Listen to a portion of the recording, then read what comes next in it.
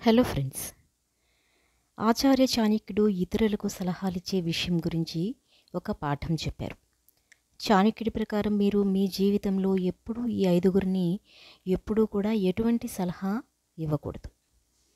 చెడ్డ పనుల వల్ల చెడు ఫలితాలు వస్తాయి, కానీ కొన్నిసార్లు మంచి చేయడం వల్ల కూడా చెడు ఫలితాలు వస్తాయి.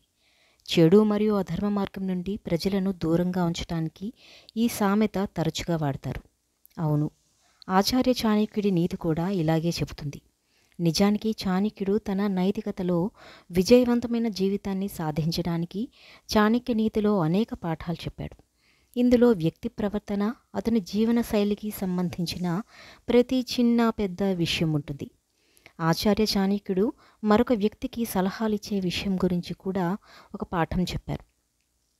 చాణక్యుడి ప్రకారం మీరు మీ జీవితంలో ఎప్పుడైనా వైఫల్యాన్ని ఎదుర్కోకూడదనుకుంటే ఈ ఐదుగురిని ఎట్టి పరిస్థితుల్లో సలహా ఇవ్వవద్దని చెప్పారు.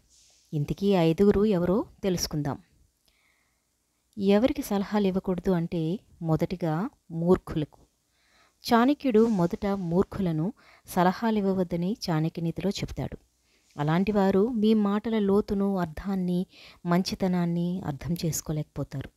సమయం వచ్చినప్పుడు ఈ వ్యక్తులు వారి మూర్ఖత్వం కారణంగా మిమ్మల్ని కూడా ఇబ్బందులకు గురి చేయవచ్చు. కాబట్టి అలాంటి వారికి సలహాలు ఇవ్వడం ద్వారా ఏ వ్యక్తి అయినా తన విలువైన సమయాన్ని, శక్తిని వృధా చేసుకున్నట్లే అంటాడు చాణక్య. ఇక 2, భార్యాభర్తలు.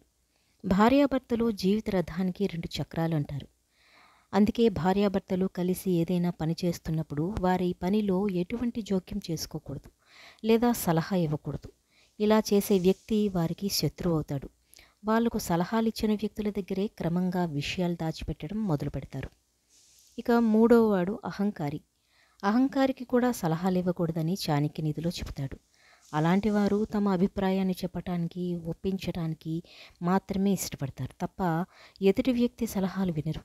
అటువంటి వ్యక్తులు ఎల్లప్పుడూ అవతలి వ్యక్తిని తక్కువగా అంచనా వేస్తారు, తక్కువగా చూస్తారు. ఈ వ్యక్తులు ఎల్లప్పుడూ ఇతరుల మాటలు పనికిరానివిగా భావిస్తారు. అలాంటి వారికి సలహాలు ఇస్తే వాళ్ళు అహంకారిస్తే సలహాలు ఇచ్చిన వాళ్ళని అవమానిస్తారు. అత్యాశాపరులకు. ఆచార్య చాణక్యుడి నీతి ప్రకారం అత్యాశపరులకు ఎప్పుడూ సలహాలు ఇవ్వకూడదు. అలాంటి వారు సమయం వచ్చినప్పుడు మిమ్మల్ని తమ అత్యాశకు ఉపయోగించుకోవడానికి వెనుకాడరు. అత్యాశపరులు మీ సలహా నుండి ప్రయోజనం పొందినంతకాలం మాత్రమే దాన్ని అనుసరిస్తారు.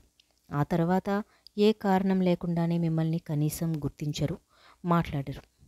ఇక 5వ వారు చెడ్డవారు. చాణక్యుడి ప్రకారం చెడు అలవాట్లు ఉన్నవారికి ఎప్పుడూ సలహా ఇవ్వకూడదు. అలాంటి వారు ఎప్పుడూ మంచితనం ఉన్న వాళ్ళతో స్నేహం చేయరు. మీరు వారికి కొన్ని మంచి సలహాలు ఇచ్చినా వారు మిమ్మల్ని ఎగతాళి చేస్తారు లేదా మీ సలహా తీసుకోవడం ద్వారా వారు మీకు హాని చేయడానికి ప్రయత్నిస్తారు. అలాంటి వారికి దూరంగా ఉండటం మంచిది.